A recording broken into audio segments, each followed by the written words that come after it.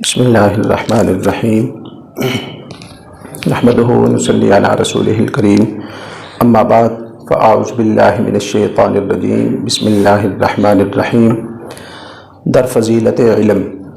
آج کا سبق علم کی فضیلت کے بیان میں ہے کہ علم حاصل کرنا یہ بہت ضروری بھی ہے اور بہت افضل بھی ہے۔ حضرت سیدنا شیخ سعدی شیرازی رحمۃ اللہ تعالیٰ علیہ آپ ارشاد فرماتے ہیں، بنی آدم از علم یابت کمال، نہ از حشمت و جاہ و مال و منال۔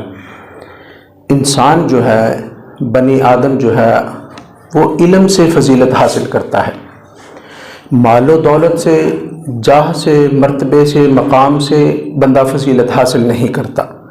انسان کو جو فضیلت حاصل ہوتی ہے، جو اللہ رب العالمین نے انسان کو اشرف جو بنایا ہے، وہ علم کی بنا پر بنایا ہے۔ دیکھیں، یعنی حضرت آدم علیہ السلام کو جو مسجود ملائکہ بنایا گیا ہے، جو فرشتوں سے فضیلت دی گئی ہے، افضل بنایا گیا ہے، قرآن پاک نے بھی یہی فرمایا کہ اللہ رب العالمین نے علم کی وجہ سے، جب فرشتوں سے پوچھا گیا کہ ان چیزوں کے نام بتاؤ تو انہوں نے کہا کہ ہم نہیں بتا سکتے، تو پھر حضرت آدم علیہ السلام کو اللہ رب العالمین نے جب ارشاد فرمایا تو آدم علیہ السلام کو اللہ رب العالمین نے تمام چیزوں کے نام ارشاد فرما دیے، سکھا دیے۔ وَعَلَّمَ آدَمَ الْأَسْمَاءَ كُلَّهَا۔ تو جب فرشتوں کے سامنے اللہ رب العالمین نے آدم علیہ السلام کی جو فضیلت ظاہر کی تو علم کی وجہ سے کی۔ تو فضیلت، اب دیکھیں نا، جب ہمارے اداروں میں، مدرسوں میں جلسے ہوتے ہیں، جو سالانہ جلسے ہوتے ہیں، تو وہاں جو فراغت پا جاتے ہیں بچے، درس انجامی کے ہوں یا حفظ کے ہوں، جب ان کو اعزاز دیا جاتا ہے، جب ان کے سروں پر پگڑی باندھی جاتی ہے، اس پگڑی کا نام بھی دستار فضیلت ہوتا ہے۔ اس کو دستار، یہاں اس میں بھی ایک بات ہے کہ اس کو دستار فضیلت کیوں کہتے ہیں؟ دستار شرافت کیوں نہیں کہتے؟ دستار کرامت کیوں نہیں کہتے؟ یہ دستار فضیلت کیوں کہتے ہیں؟ اس لیے کہ فضیلت ملتی ہی بندے کو علم سے ہے۔ اب علم کی وجہ سے، علم سے فارغ ہوا ہے، اس وجہ سے اس کو جو دستار پہنائی جا رہی ہے، اس دستار کا نام ہی دستار فضیلت اس لیے ہے کہ وہ علم حاصل کر کے اس نے فضیلت حاصل کی ہے۔ تو اس لیے جتنی بھی فضیلتیں ہیں وہ علم کی وجہ سے ہی ملتی ہیں۔ مال و مرتبے سے، مقام سے، دولت سے علم بندے کو فضیلت حاصل نہیں ہوتی۔ فضیلت جو حاصل ہوتی ہے وہ علم کی وجہ سے ہی ہوتی ہے۔ آگے فرماتے ہیں، چو شمع از پہ علم باید گداخت، کہ بے علم نتواں خدا را شناخت۔ کہتے ہیں کہ علم حاصل کرنے کے لیے شمع کی طرح پگھلنا چاہیے۔ جس طرح موم بتی ہوتی ہے، جب اس کے ساتھ پہ آگ لگاتے ہیں تو وہ خود پگھلتی رہتی ہے، خود پگھلتی رہتی ہے اور دوسروں کو روشنی پہنچاتی رہتی ہے۔ تو علم حاصل کرنے کے لیے موم بتی کی طرح پگھلنا چاہیے۔ کیوں؟ اس لیے، یعنی مطلب کیا ہے؟ اشارہ اس طرف ہے کہ جتنی بھی محنت کرنی پڑے، جان جوکھوں میں ڈال کے اور سخت محنت کر کے علم کو حاصل کرنا چاہیے، اپنے آپ کو پگھلا دے۔ ہمارے بڑے استاد جی فرمایا کرتے تھے کہ اپنا سب کچھ بندہ علم کو دے دے تب تھوڑا سا آتا ہے۔ علم بہت محنت ہے، پھر جو علم حاصل بندہ کر لیتا، اور پھر اس لیے فرماتے ہیں کہ کیوں محنت کرنی چاہیے؟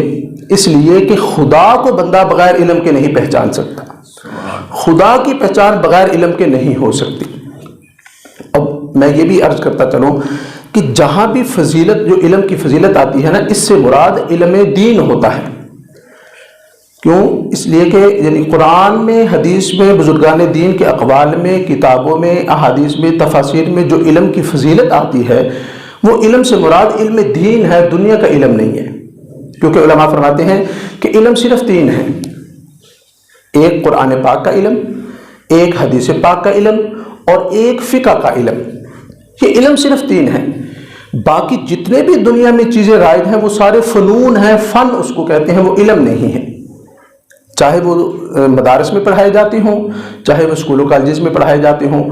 اب دیکھیں، ہمارے مدارس میں بھی جو جتنے بھی باقی معاون علوم پڑھائے جاتے ہیں، علم صرف ہے، نحو ہے، منطق ہے، فلسفہ ہے، بدیع، بیان، کلام وغیرہ ہے، جتنے بھی علوم پڑھائے جاتے ہیں وہ سارے فنون ہیں۔ علم صرف تین ہے، ایک قرآن کا علم، ایک حدیث کا علم، اور ایک فقہ علم۔ اب دیکھیں نا، ایک بندہ ڈاکٹر ہے، اب وہ ڈاکٹر بن گیا ہے تو اس نے ایک طبابت کا فن سیکھ لیا ہے، ایک انجینئر بنا ہے تو وہ اس نے انجینئر کا فن سیکھا ہے. یہ سارے فنون ہیں، علم صرف 3 ہی ہے. اور باقی ان کو صرف مجازی طور پر علم کہتے ہیں کیونکہ پڑھنے پڑھانے سے حاصل ہوتے ہیں، اس لیے مجازاً ان کو علم کہتے ہیں، ورنہ علم سے مراد علم دین ہی ہے. جہاں بھی حدیث پاک میں یا قرآن میں یا فضیلت آئی ہے، دیکھنا ایک عقل بھی اس بات کو تسلیم کرتی ہے. ایک آدمی ہے، وہ ڈاکٹر بن گیا ہے، اس نے یعنی پاکستان میں رہ کے کافی پیسہ بھی لگایا، علم حاصل کر لیا، پھر وہ اعلیٰ تعلیم کے لیے انگلینڈ چلا گیا، باہر چلا گیا، امریکہ چلا گیا، چائنا چلا گیا، بہت بڑا ڈاکٹر بن کے آ گیا ہے. آپ مجھے بتائیں کہ وہ ڈاکٹر جو بن کے آ گیا ہے، بہت بڑا اس نے علم حاصل کر لیا، اگر اس کو نماز کا طریقہ نہیں آتا، قرآن پاک اس کو سیدھا پڑھنا نہیں آتا، اس کو وضو نماز کے مسائل نہیں آتے، آپ مجھے بتائیں کیا قبر و حشر میں اس کی شنوائی ہو سکے گی؟ نہیں. یہ جو ڈاکٹریٹ کا علم ہے، یہ جو اتنا قرآن دنیا میں جو اتنا علم اس نے علم پڑھا ہے، کیا اس کو قبر میں کام آئے گا؟ نہیں. حشر میں کام آئے گا؟ تو پتہ یہ چلا کہ علم صرف وہی ہے جو کل قبر میں اور حشر میں کام آئے. یہ جو اس نے سیکھا ہے نا، ساری زندگی اس نے لگائی ہے پڑھنے پڑھانے میں، ڈاکٹر بن گیا ہے، یہ جو اس نے دنیا میں پیسے کمانے کا فن سیکھا ہے، یہ تو اس نے اپنی دنیا کو سنوارنے کا ایک فن سیکھا ہے. علم جو ہے، علم وہ ہے جو اس کو نجات دے، علم وہ ہے جو اس کو قبر میں اور حشر میں کامیاب کرے. اور وہ علم سارے جانتے ہیں کہ دین کا علم ہے. کیوں کہ نماز کا، روزے کا، عبادت. اس لیے فرمایا کہ علم کے بغیر خدا کی شناخت نہیں ہو سکتی. خدا کی شناخت تب ہی ہوگی، اللہ کی عبادت بندہ تب ہی کر سکے گا. دیکھیں کہتے ہیں لوگ، پہلے ہم چھوٹے ہوتے سنتے تھے کہ بغیر علم کے عمل نہیں ہو سکتا. میں اپنی بات کروں، میں سوچتا ہوتا تھا کہ یار یہ کیسے ہو سکتا ہے کہ سارے لوگ علوم نمازیں پڑھتے ہیں، روزے رکھتے ہیں، حج بھی کرتے ہیں، زکوٰۃ کرتے ہیں، عمل تو سارے کر رہے ہیں، کوئی سارے عالم دین تھوڑی ہیں. علم کے بغیر تو عمل تو ہوتا ہی ہے. پھر جب اساتذہ کے قدموں میں بیٹھے ہیں، پھر سمجھ آئی ہے کہ واقعہ ہی علم کے بغیر عمل نہیں ہو سکتا. وہ کیسے کہ عمل تو ایک بندہ کر رہا ہے، لیکن اگر اس کو یہی پتہ ہی نہیں ہے کہ نماز کے مفسدات کیا ہے، نماز کن کن چیزوں سے ٹوٹ جاتی ہے. اب وہ تو کھڑا نماز پڑھ رہا ہے، بہت ممکن ہے اس سے کوئی ایسا کام ہو گیا ہو جس سے نماز ٹوٹ جاتی ہے، وہ تو بیچارہ نماز پڑھ رہا ہے، اپنے علم میں وہ نماز پڑھ رہا ہے، نماز اس کی ہوئی نہیں. ایک بندے نے وضو کیا ہے، اب اگر اس کو فرائض اچھی طرح نہیں پتا، اس کو وضو کی سنتوں کا اچھی طرح نہیں پتا، ممکن ہے کہ وہ تو وضو کر کے کھڑا ہے لیکن کوئی غلطی اس سے ہو گئی ہے. اب وہ ظاہری طور پر تو عمل کر رہا ہے، لیکن اس کا عمل شریعت کے مطابق نہیں ہے، اس کا عمل اللہ رب العالمین کی بارگاہ میں قبول نہیں ہے. کیونکہ اللہ رب العالمین نے وہی عمل قبول کرنا ہے جو اس کے محبوب علیہ الصلوۃ والسلام کی طریقے کی پیروی میں ہوگا. کیونکہ اللہ رب العالمین کو تو ہمارے نماز روزے کی ضرورت ہی نہیں ہے، وہ تو وحدہ لا شریک ہے، وہ بے نیاز ہے. اس نے تو ادائیں دیکھنی ہے محبوب کی، جو محبوب کی اداؤں میں ڈھل کے اللہ رب العالمین کی بارگاہ میں پیش ہوگا، اللہ کی بارگاہ میں وہی قبول ہوگا. اور جو اپنی مرضی سے کرتا رہے، چاہے وہ جتنا مرضی کرتا رہے، جب تک عقیدہ اور جب تک علم نہیں ہوگا، علم کے مطابق نہیں ہوگا، تو پھر عمل بھی، وہ عمل اللہ کی بارگاہ میں پھر قبول نہیں ہوتا. دیکھیں نا، بہت سارے لوگ ہیں اپنی مرضی سے حساب کتاب لگا کے زکوٰۃ کے اور سارا کچھ وہ کرتے رہتے ہیں. لوگ جاتے ہیں بٹ اتنے پیسے لگا کے جاتے ہیں حج کرنے، عمرہ کرنے کے لیے. بہت سارے دفعہ ایسے ہوتا ہے، لوگ مسائل پوچھتے ہیں کہ ہم سے یہ کام وہاں ہو گیا ہے، تو اب کیا کریں؟ اب ان کو بتائیں نا کہ یار یہ غلطی ہو گئی، یا دم پڑ گیا ہے، یا کوئی کفارہ پڑ گیا ہے، تو پھر کیا کہتے ہیں؟ کوئی غلط نہیں، اللہ معاف کرے گا، خیر ہے، پتہ کوئی نہیں سے اللہ معاف کرے. لوگ پرواہ نہیں کرتے. تو بھائی ایسے نہیں ہوتا.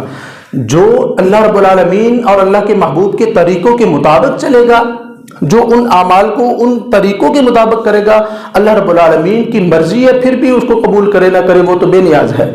اور اگر ہم کریں بھی اپنی مرضی، وہ اعمال میں خیال بھی نہ کریں، سیکھیں بھی نہ، اور کہیں کہ اللہ معاف کرے گا، تو یہ ایسے نہیں ہو سکتا. تو اس لیے علم کی جہاں بھی فضیلت آئی ہے وہ علم دین کی ہے. ہی ہے. کوشش کرنی چاہیے کہ علم دین حاصل کرنا چاہیے. علم دین جتنا ضروری ہے، یہ نہیں ہے کہ ہر بندہ ظاہر بات ہے مدرسوں میں چلا جائے اور ہر بندہ عالم دین بن جائے، نہیں. نماز، روزے، زکوٰۃ، حج کا جتنا جس بندے کی ضرورت ہے اتنا علم حاصل کرنا ہر مسلمان پر فرض ہے. اس لیے فرمایا طالب العلم فریضۃ علی کل مسلم، علم حاصل کرنا ہر مسلمان پر فرض ہے. دیکھیں یہ آقا علیہ الصلوۃ والسلام کی صحیح حدیث پاک ہے. اب اس حدیث میں آ گیا ہر مسلمان پر فرض ہے، چاہے وہ عورت ہے، چاہے وہ مرد ہے، چاہے وہ چھوٹا ہے، بڑا ہے، امیر ہے، غریب ہے، بالغ ہو گیا ہے تو اب اس پر ہر اس علم حاصل کرنا فرض ہو گیا ہے۔ اب اگر اس سے مراد یہ ہو کہ عالم دین بننا فرض ہو تو پھر تو یہ امت پر ہر لازم آ جائے گا نا۔ اس سے مراد یہ ہے کہ جتنی انسان کو ضرورت ہے، اور اس کی تفسیر میں علماء نے یہ فرمایا ہے کہ جتنی جیسے جیسے بندے کو ضرورت پڑتی ہے ویسے ویسے علم فرض ہوتا جاتا ہے۔ مثال کے طور پر ایک بچہ جب بالغ ہو گیا ہے نا، اب بالغ ہونے کے ساتھ ساتھ اس پر وضو کے مسائل، پاکی پلیدی کے مسائل، ناپاک اور پاک رہنے کے مسائل اور نماز کے مسائل، یہ سیکھنے اس پر فرض ہو گئے۔ اب جب بڑا ہو گیا ہے، کاروبار کرنے لگ گیا ہے، تو اب اس پر خرید و فروخت کے مسائل سیکھنے فرض ہو جائیں گے۔ اگر اس نے اللہ پاک نے اس کو مال دے دیا ہے تو اب اس پر زکوٰۃ کے اور حج عمرے کے مسائل سیکھنے فرض ہو جائیں گے۔